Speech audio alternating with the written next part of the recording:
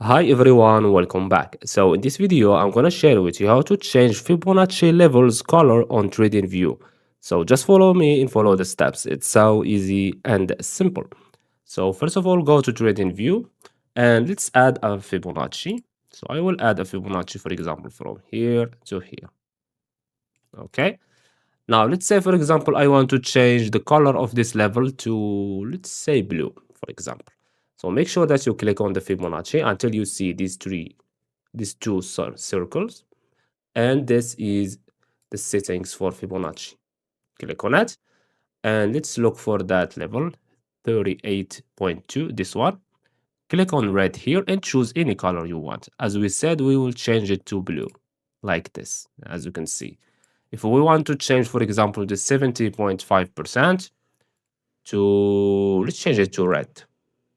Okay, I think that you get the idea. After you finish, click on OK. So I hope you found this video helpful.